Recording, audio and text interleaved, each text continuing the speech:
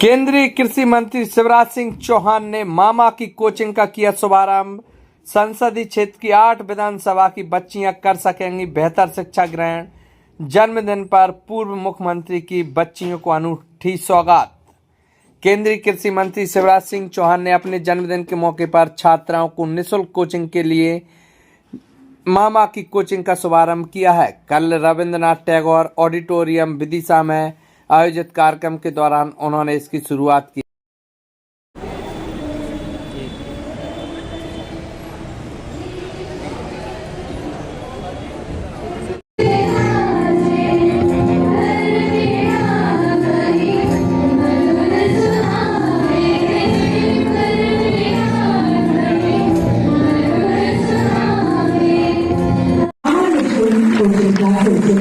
परीक्षाओं के लिए संचालित की जाएगी का विमोचन हमारे सम्मानीय अतिथियों के प्रबंधक के साथ किया जाना है। आनंद का उत्सव होता है, लेकिन एक बात हम भूल जाते हैं कि जन्मदिन का मतलब है जिंदगी का 1 साल और कम हो गया। सही बात है कि नहीं? जन्मदिन से जिंदगी बढ़नी है। यहाँ साधना भी मंच पर है कि आखिर बची जिंदगी कितने दिन की और जितने दिन की उसको जिए कैसे। शरीर क्षणभंगुर है, नाशवान है, आज एक नहीं रहने वाला।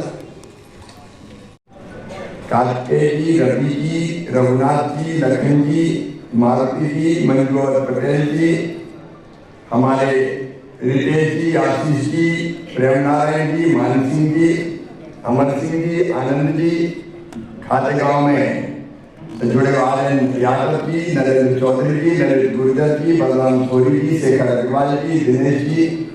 नीचे मैं देख रहा हूँ उड़ीसा जिले की वरिष्ठ हस्तियां इस अवसर पर यहाँ उपस्थित है।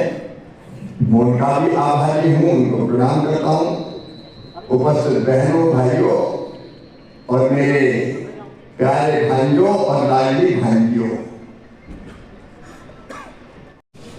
गांव से, खातेगांव से, भैरुला से आप देख रहे हैं कि कई जगह हमारे प्रमुख नेतागण और मेरे भांजे भांजी हमसे जुड़े हैं। यहाँ विदिशा में उपस्थित हमारे विधायक द्वय आदरणीय सूरज भाई, आदरणीय हरि सप्रे जी,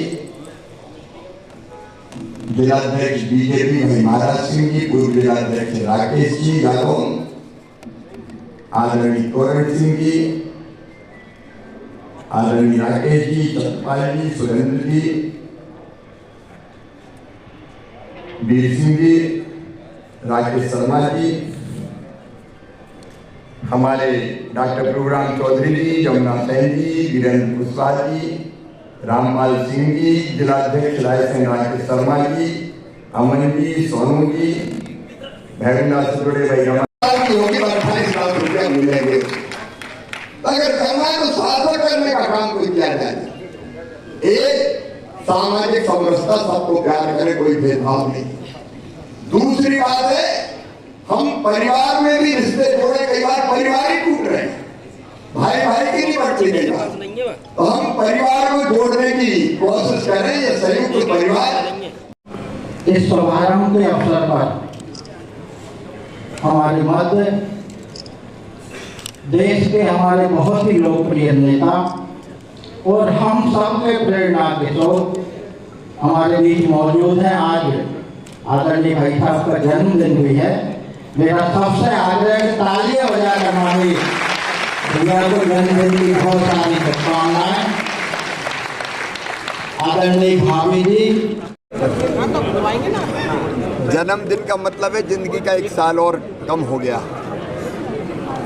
तो बचा हुआ जीवन और कैसे उद्देश्यपूर्ण जिए हम, ये संकल्प मन में पैदा होता है। जनप्रतिनिधि होने के नाते एक काम तो सड़क, पुल, पुलिया, स्कूल, अस्पताल निर्माण के काम होता है, लेकिन दूसरा होता है लोगों की जिंदगी बदलने की कोशिश करना, उनके जीवन में आनंद और खुशियाँ कैसे लाएं इसके प्रयत्न करना। मैं मानता हूँ कि जीवन का एक महत्वपूर्ण तत्व है प्रेम।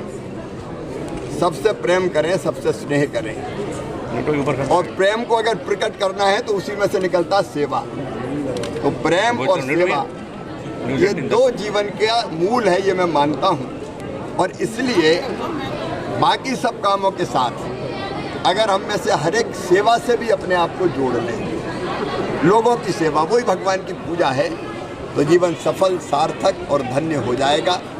और इसी भाव से बाकी कामों के साथ कुछ चीज़ें मन में आई कि प्रारंभ की जाए।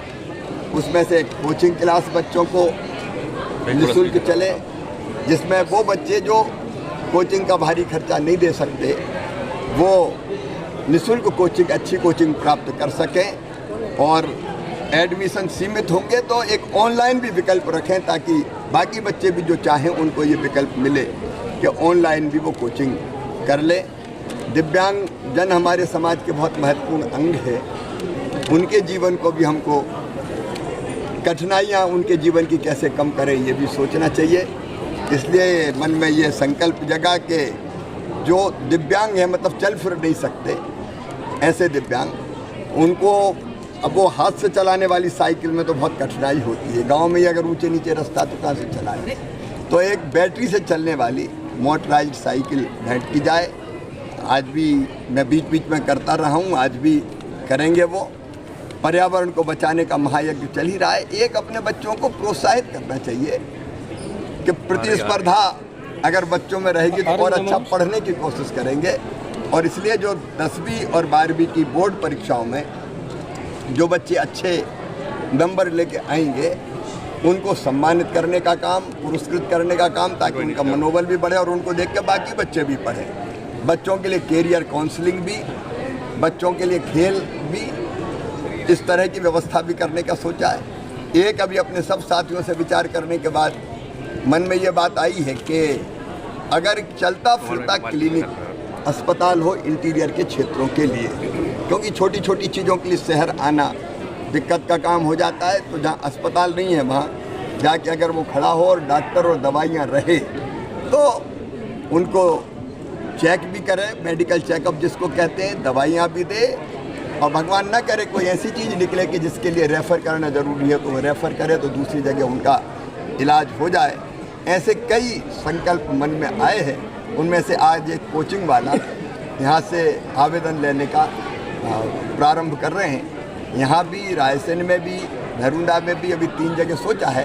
प्रारंभ विदिशा से करेंगे। जिंदगी का तभी है जब वो काम आ सके लोगों। आज कितने पौधे लगाए हैं पूरे संसदीय क्षेत्र में, कितने लगेंगे आज संसदीय क्षेत्र में और देश भर में भी जो फोटो अपलोड हो रहे हैं, उन्हें केवल संसदीय क्षेत्र में देश भर से लोग फोटो अपलोड कर रहे हैं पौधा लगा के। वो तो शाम तक पता चलेगा, क्रम जारी है।